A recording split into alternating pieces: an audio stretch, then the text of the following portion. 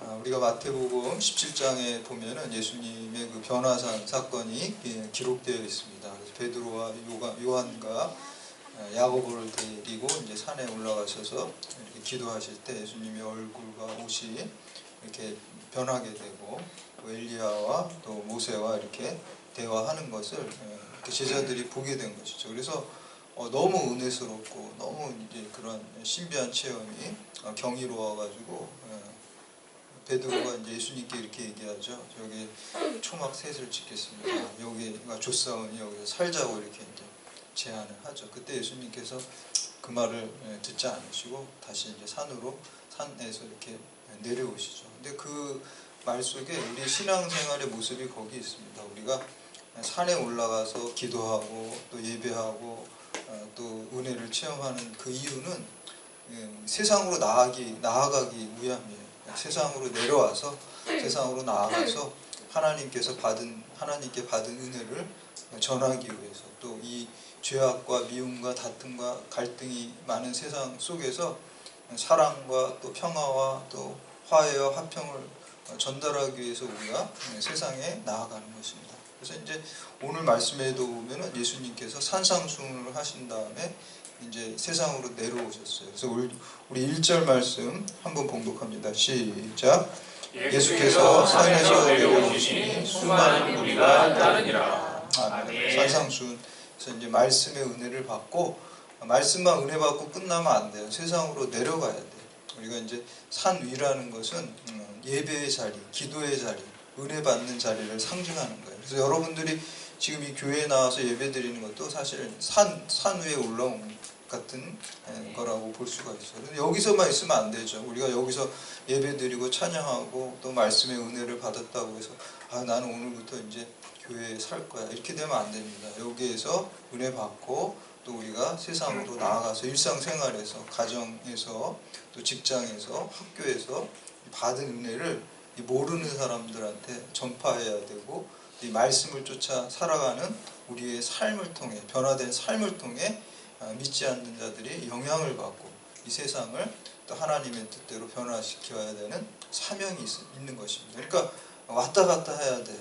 우리가 산으로 올라간다는 건 기도의 자리, 또 예배의 자리, 찬양의 자리로 와야 되고 또 일상으로 또 그 은혜 받은 걸 가지고 그 능력을 가지고 나아가서 그 승리하는 삶을 또 전파하는 삶을 치유하는 삶을 축복의 통로의 삶을 살아야 될 줄로 믿습니다. 아멘. 마치 이제 휴대폰하고 비슷한 것 같아요. 휴대폰도 충전을 해야 우리가 쓸 수 있잖아요. 그렇죠? 충전하고 또 그걸 또 이제 사용하다 보면 방전이 되죠.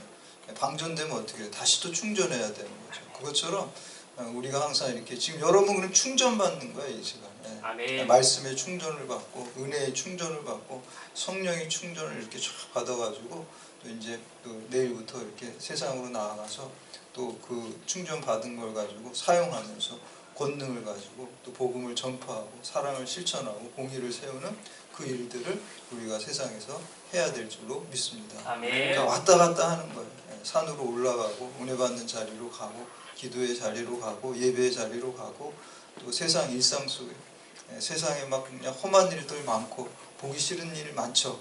버리는 게 아니에요. 하나님이 다 만드신 세상이 인간의 그 죄악으로 인해 이렇게 고장났지만 하나님은 버리시는 게 아니라 이걸 다시 하나님 새롭게 하시려는 계획을 우리가 거기에 동참하는 겁니다. 그래서 세상으로 나아가는 거예요. 그래서 이제 마태복음 4장 23절에 보면은 예수님의 3대 사역이 나옵니다. 복음을 전파하시고 또 말씀을 가르치시고 또 병든 자를 치료하시는 그 모습이 나옵니다. 특별히 이제 오늘 우리가 함께 읽은 모습은 이렇게 모아놨어요. 병든 자를 치유하는 게. 이게 사실은 마태복음을 쓴 마태가 연대기적으로 쓴 게 아니에요. 이게 좀 다른 연대에 있는 거를 한 군데 주제별로 모아놓은 거예요. 그러니까 병자를 고치시는 예수님의 사역을 모아놨어요. 크게는 이제 세 가지죠. 나병 환자를 고치신 거, 그리고 백부장의 하인을 고치신 거, 그리고 베드로의 장모를 고치신 거. 그리고 하나 더 붙이자면은 구체적인 한 명이 아니라 이제 귀신 들린 자, 병든 자들 이렇게 무리 이렇게 이제 다 고치시는 치유의 장면을 주제로 해가지고 이렇게 마태가 한 곳에 모아놓은 것입니다. 그래서 오늘 말씀을 통해서 예수 그리스도께서 우리가 몸을 치유하는 거 중요하죠. 여러분 몸이 아프면 아무것도 못해요. 사실 현실에서. 그렇죠?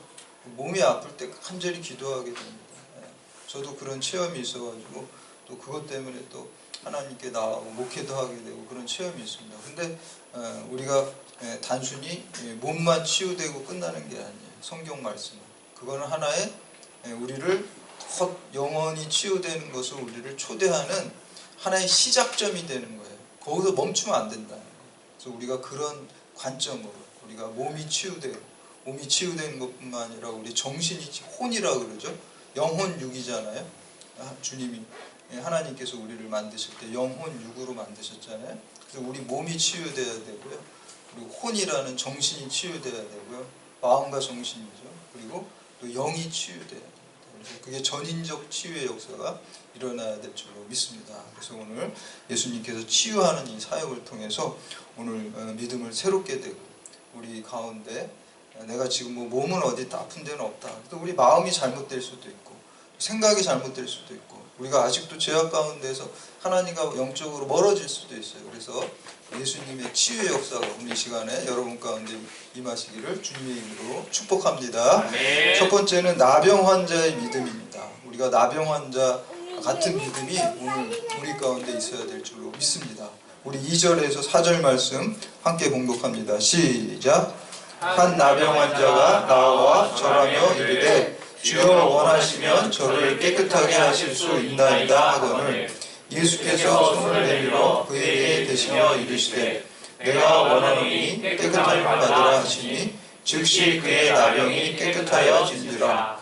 예수께서 이르시되 삼가 아무에게도 이르지 말고 다만 가서 제사장에게 내 몸을 보이고 옷에다 명한 예물을 드려 그들에게 입지 마라 하시니라. 아멘. 오늘 말씀에는 이제 나병 환자라 그러는데 우리가 보통 이제 옛날 성경에 보면 문둥병이라고 환자라고 이렇게 개역 성경에 그렇게 나와 있잖아요. 그래서 이제 이 문둥병 환자가 이제 나병으로 이렇게 바뀌었고 요새는 또 이제 나병도 쓰지 말라 그래. 한센병이라고 쓰자 그러죠. 그러니까 한센 이게 사람 의사 이름이에요. 그래 나병 이 균을 갖다가 발견한 그 노르웨이 의사 이름이라 그래서 그 의사 이름을 붙여서 이제 한센병이다 이렇게.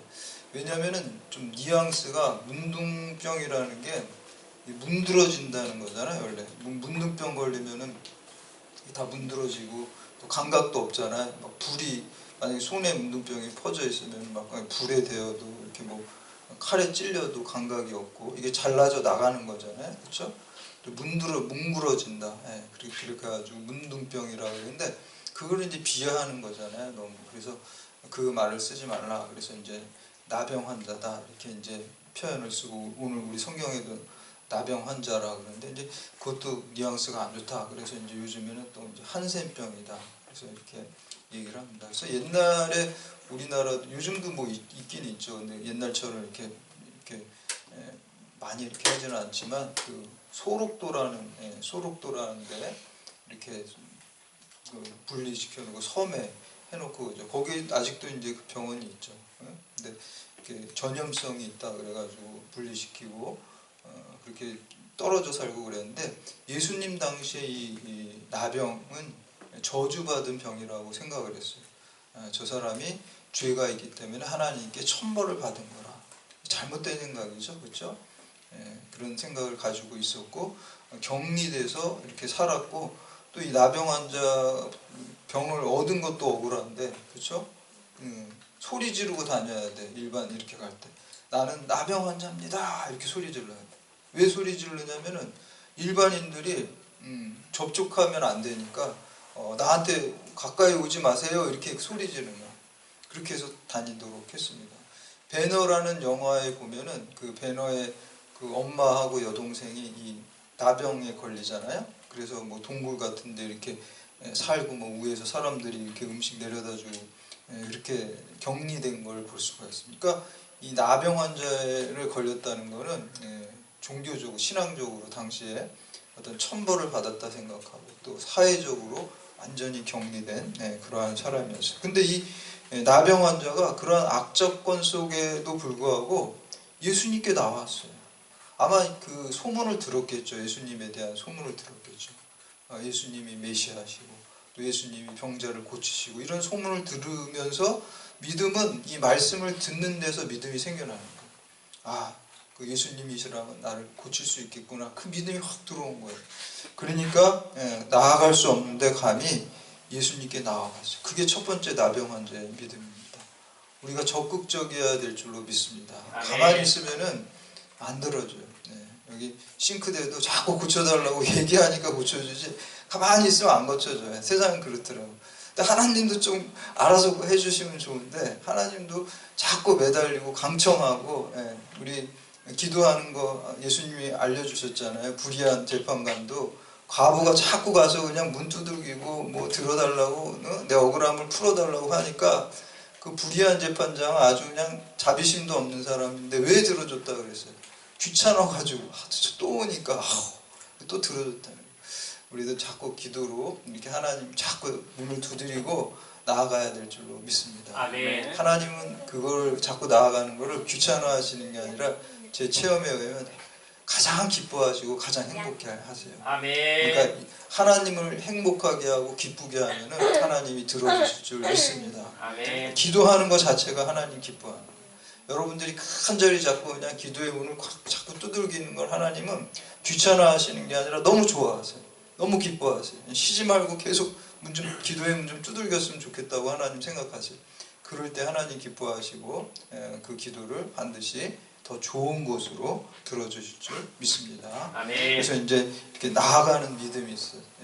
나병 환자입니다. 그리고 더 성숙한 믿음이 있는 것 같아요. 우리 보통 일반적인 신앙을 가진 사람이라면 주님 저희 나병을 좀 낫게 해주세요 이렇게 하고 끝날 텐데 오늘 말씀을 자세히 보니까 뭐라고 말하고 있어요. 주님께서 원하시면 저를 깨끗하게 하실 수 있나이다. 이게 단순한 말 같은데 여기 깊은 뜻이 있어요. 주님이 원하시면 내가 원하는 거는 당연히 이 나병이 낫는 거겠죠. 그쵸? 근데 내가 내 뜻대로 이 병이 나으면 내가 교만해질 수도 있고 건강한 몸으로 죄악된 생활을 할 수도 있고 뭐가 좋은지 나는 모른다는 고백이 그 가운데 있는 것입니다. 그러니까 주님이 원하시면 내가 이 병이 나아서 또 주님을 찬양하고 또 사람들에게 선한 영향력을 미칠 수 있다고 한다면 주님이 원하시면 이 병을 낫게 해주세요. 근데 주님이 원하시지 않으면 안 낫게 해줘도 된다는 그 말 뉘앙스가 거기에 들어가 있는 것입니다. 전 참 이게 대단한 기도라고 생각해요. 예수님의 겟세마네 기도잖아요. 우리가 이 잔을 나한테서 피하게 해주십시오. 그러나 내 뜻대로 하지 말고 아버지의 뜻대로 하옵소서. 아멘. 예수님과 같은 기도를 이 나병 환자가 한 거예요. 단순하게 그냥 낫게 해주세요 이게 아니라는 거예요. 주님이 원하시면 주님 뜻이면 내 병을 낫게 해주세요. 믿었던 거예요. 주님이 고쳐주신다는 거는 당연히 믿는 거죠. 그렇죠? 근데 주님 뜻을 물었다는 거는 이 보통 성숙한 믿음이 아니라는 거예요. 우리 사실 이렇게 기도할 때 이렇게 못하잖아요. 그냥 내가 원하는 거 이거 주세요 이렇게 하는 기도가 보통 일반적인 기도인데 이 기도의 수준과 신앙의 수준이 더 올라가게 되면 뭘 깨닫는지 아세요? 내 뜻대로 되는 게 별로 좋지 않다는 걸 깨달아. 우리 한 치 앞도 모르잖아요. 인간은 미래를 몰라요. 미래를 한 치 앞도 이게 내가 달래는 게 준 게 꼭 좋은 게 아니에요. 그러니까 하나님이 더 좋은 걸 주실 줄 알기 때문에 이제 성숙한 신앙이 되면은 내 뜻대로 되는 건 별로 안 좋다는 걸 알아요. 하나님 뜻대로 되는 게 좋다는 걸 깨닫는 거예요. 그러니까 이제 내가 원하는 걸 기도하지만 나중에 덧붙여 내 뜻대로 하지 말고 하나님이 더 잘하시니까 내가 뭘 알겠습니까? 소원을 가지고 기도하라 그랬으니까 그냥 내 소원대로 지금 기도한 거예요. 근데 하나님 뜻대로 되게 하여 주시옵소서. 왜 그럴까요? 그게 더 좋다는 것을 확신하기 때문에 그래요. 여러분 이 나병 환자 같은 이런 기도와 믿음을 가져야 될 줄로 믿습니다. 그래서 이제 예수님께서 기뻐하시고 내가 원하노니 깨끗하게 될지어다. 병이 치유됐어요. 근데 병이 치유된 다음에 예수님께서 뭐라 그래요? 사람들에게 말하지 말고 제사장에 가서 내 몸을 보여주고 또 모세가 명한 예물을 바쳐라 이렇게 이제 얘기를 하죠. 왜 사람들에게 얘기하지 말라 그럴까요? 우리가 막 간증하고 알리고 이렇게 해야 될 텐데. 이제 이 부분에 대해서 뭐 성경학자들이 이제 뭐 여러 가지 말을 합니다. 뭐 논쟁이 있어요. 뭐 아직 때가 아니기 때문에, 메시아를 알릴 때가 아니기 때문에 그렇다, 뭐 이런 의견도 있는데, 저는 그 중에서 이런 의견이 좋은 것 같아요. 너무 기적적인 거, 그런 체험에만 집착하고 그런 것만 따라다니면 하나님 말씀이 우리의 일상적인 생활에서 다스리지 못하기 때문에 그것을 염려하신 것 같아요. 그러니까 신비주의 신앙에만 빠져가지고, 그런 사람들은 특징은 뭐 신비한 기적이 일어날 때만 반짝 믿고, 그런 게 없으면 아유 시시해 그러고 하나님 말씀과 동떨어진 삶을 살아요. 사실 신비한 기적을 하나님께서 우리에게 주신 거는 말씀을 믿으라고 확증을 주시기 위해서, 그런 게 있으면 아무래도 확신이 더 들잖아요. 그런 신비한 게 있으면. 그런 걸 주신 것이지 그거 자체가 목적이 되어서는 안 되는 것입니다. 말씀 신앙이 있어야 돼요.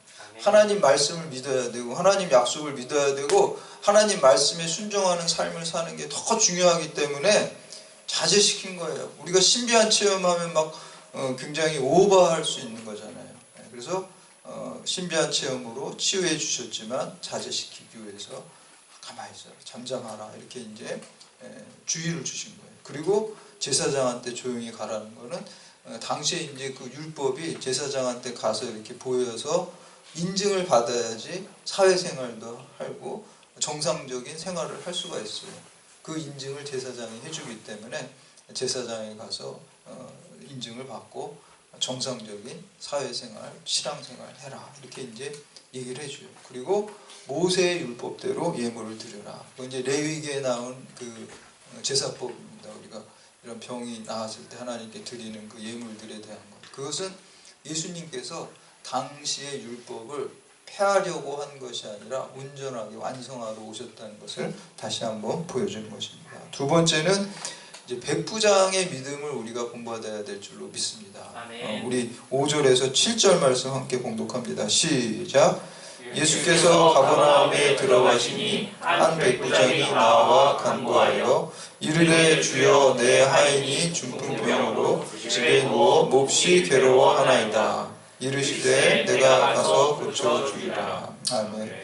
예수님께서 이제 가버나움, 주로 이제 활동하신 데가 이제 가버나움, 이제 갈릴리 지역이거든요. 예수님이 이제 나사렛에서 사셨고, 다 옆에 동네예요.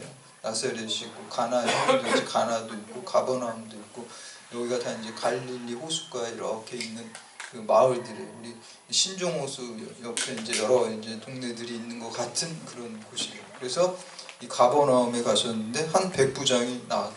이 백부장은요 로마의 군인이에요. 로마의 백부장. 백부장이면 100명의 병사들의 대장이에요. 요즘으로 치면 뭘까요? 준호가 잘 알겠지. 중대장, 그렇죠? 100명 정도. 중대장이면 계급이 대위 정도 되는 사람. 그러니까 로마의 대위. 근데 이스라엘 사람들이 싫어하겠죠. 왜냐하면은 우리 역사로 따지면 일제 시대에 일본의 군인이 이 조선에 있는데 거기에 대위 정도 되는 사람이에요. 그러니까 조선 사람들은 당연히 싫어하죠. 왜냐하면 자기네 나라를 식민 통치하는 사람인데 좋아하겠습니까? 우리 일제시대 때 일본 군인 장교를 갖다가 조선 사람들이 싫어하지 좋아할 리가 없잖아요. 이 로마의 백부장도 마찬가지. 유대인들이 싫어할 수밖에 없어요. 더군다나 이 유대인들은 이방인 자체를 사람으로 생각을 안 하거든요. 자기네들만 선민이고 율법을 가졌다라고 생각하기 때문에 거기다가 자기네를 통치하는 로마의 군인이라고 한다면 더 싫어하는 거예요. 근데 이 사람은 얼마나 훌륭한 사람이냐면 우리 병행 구절인 누가복음 7장에 보면은 유대인들이 칭찬하는 사람이에요. 유대인들이 얼마나 칭찬하면 보면은 그는 우리 민족을 사랑하는 사람이고, 로마의 군인인데 우리 이스라엘 유대 민족을 사랑하는 사람이고 우리에게 회당을 지어주었습니다. 누가복음에 그렇게 병행 구절에 회당을 지어줬어요. 그런 사람이에요. 그리고 오늘 말씀도 보면 이 인격이 얼마나 훌륭해요. 자기 병을 낫게 해달라는 게 아니잖아요. 자기 아들이나 딸을, 자기 자식 병을 낫게 해달라는 것도 아니잖아요. 누구 병을 낫게 해달라는 겁니까? 자기의 하인의 병을 낫게 해달라는 거. 당시에는 노예제 사회이기 때문에 이 종이나 노예는 역시 사람 취급을 안 받아요. 그냥 주인의 소유물이지. 그런데 그 사람을 인격적으로 바라보고 그 사람 자기 자식처럼 사랑한 거죠. 사랑하니까 예수님까지 찾아와가지고 예수님 우리 하인을 좀 치유해 주세요. 중풍병이 걸렸습니다. 이렇게 말할 정도면 저는 이 백부장은 엄청난 사람이라고 생각이 들어요. 벌써 인격 자체가 여러분도 우리 믿는 사람도 이 백부장 같은 신앙적인 인격을 가져야 될 줄로 믿습니다. 아멘. 교회 집사라고 교회 장로라고 목사라고 했는데 인격이 안 좋은 사람이 있어요? 있어요. 있어요. 그러니까 이제 교회가 자꾸 욕먹는 거예요.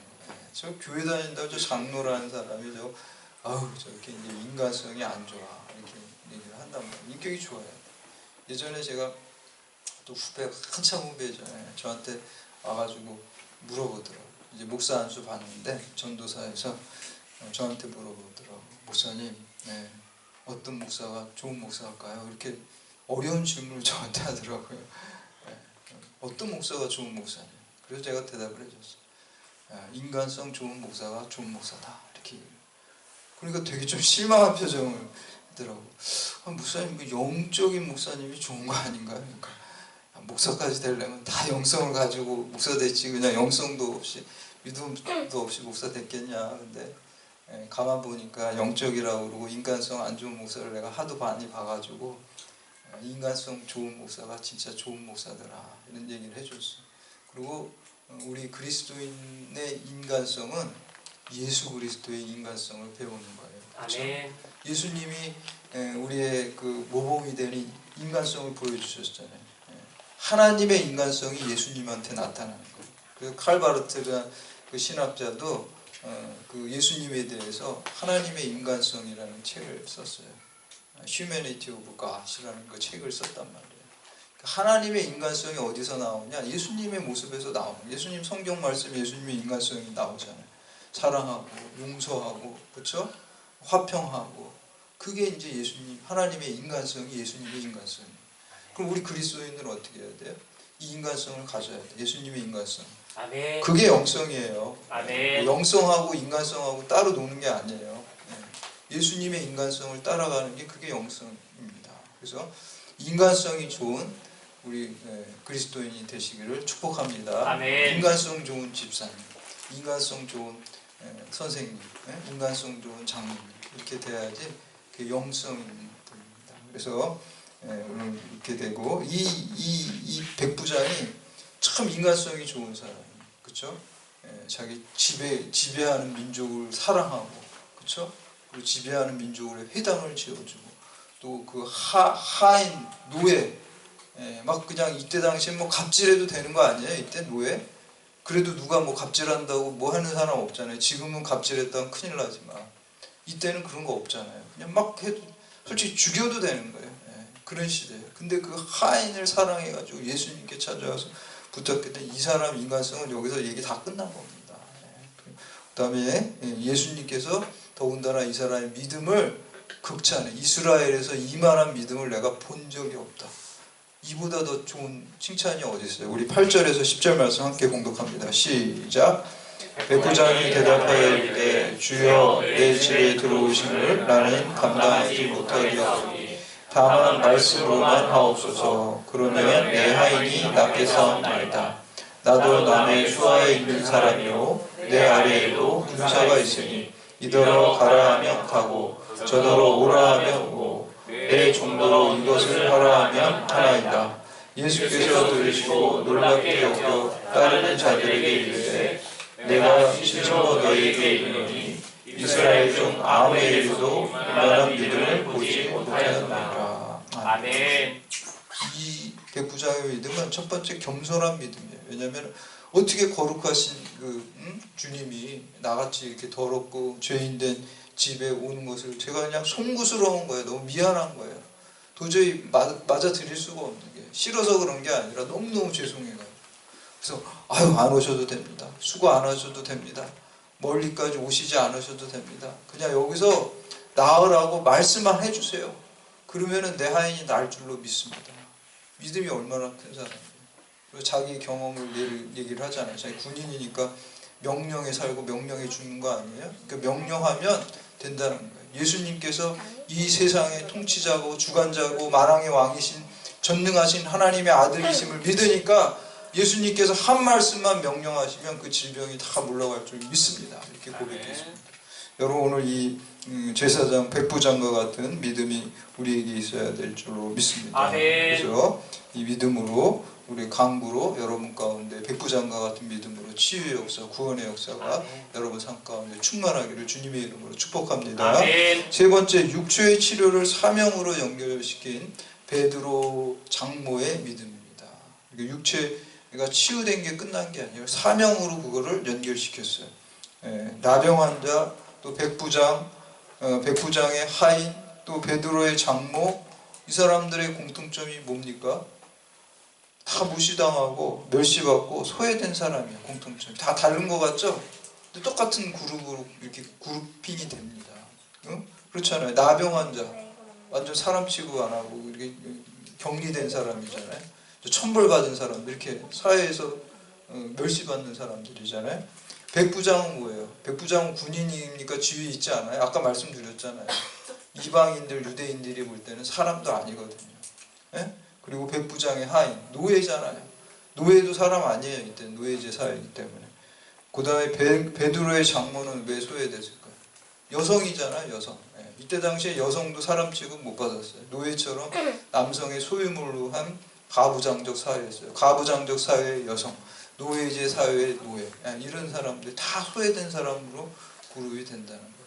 그래서 예수님 당시에 유대인 남자가 아침에 눈을 탁 뜨면, 우리도 기도하잖아요. 제일 먼저 하나님께, 하나님 감사합니다, 이렇게 오늘 하루 함께 해주시고 인도해 주세요, 이렇게 기도를 하잖아요. 그래서 눈 딱 뜨면은, 근데 유대인들도 당시에 눈을 뜨면 기도를 해요. 감사 기도를 올리는 거예요. 하나님 감사합니다.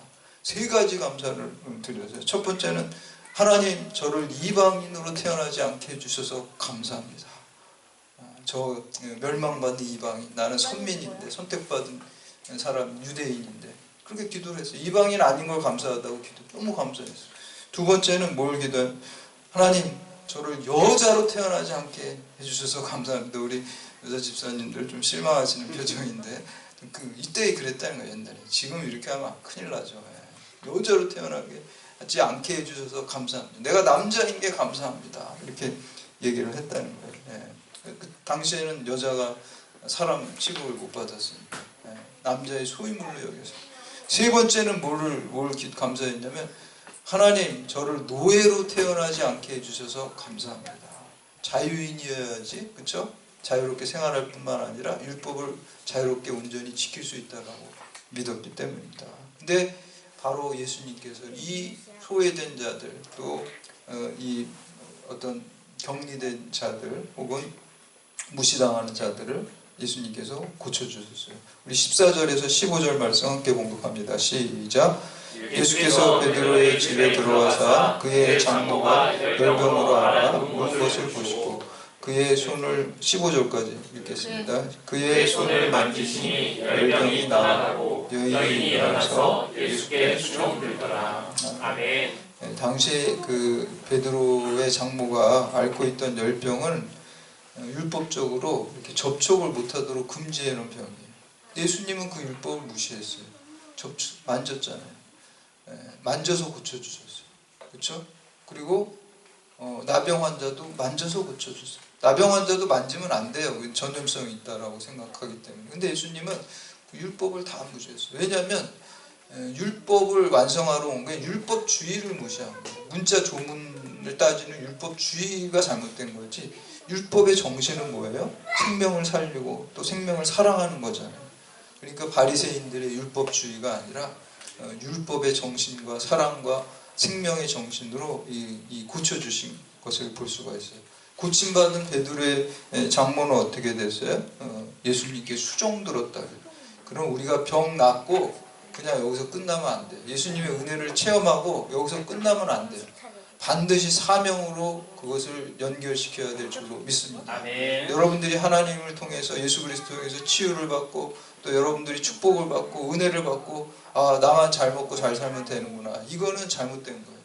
하나님이 나한테 주신 축복이 있으면 하나님의 복음을 전파하고 하나님의 사랑을 전하고 하나님의 공의를 이 땅 가운데 세우는 일로, 섬기는 일로 하나님을 섬기고 이웃을 섬기고, 우리 여기 보면 섬김이 있잖아요. 하나님과 이웃을 섬기는, 하나님을 섬기고 교회를 섬기고 이웃을 섬기는데 하나님 나한테 건강 주신 것 가지고 섬기고, 또 하나님이 나에게 능력 주신 것 가지고 하나님 섬기고 이웃을 섬기고 사명을 잘 감당해야 될 줄로 믿습니다. 아멘. 그래서 우리가 이제 누가복음 17장 보면은 10명의 그 나병 환자를 예수님께서 고쳐주시잖아요.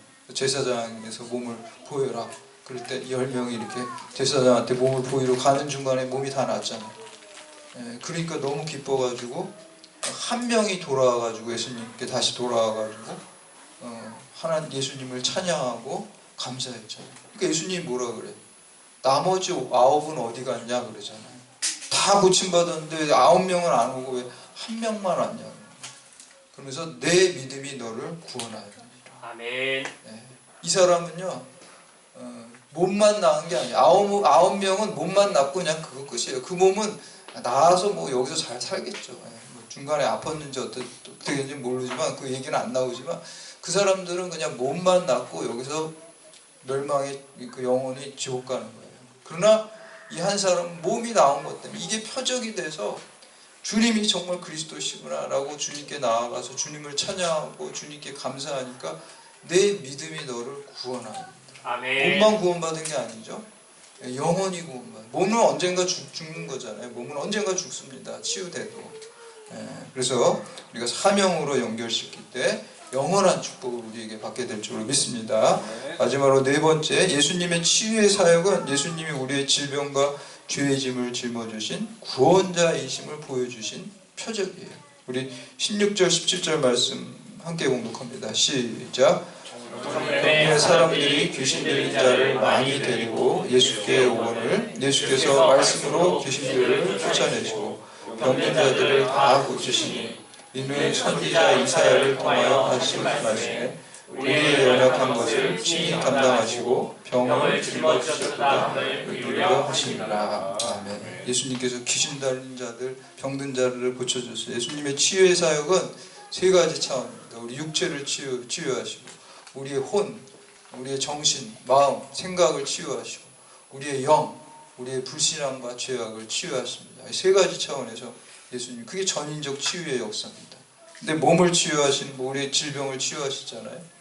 우리 혼을 치유하는 거면 정신, 잘못된 생각, 어떤 진화론, 유물론, 공산주의, 인본주의, 그 혼을 치유하는 거예요.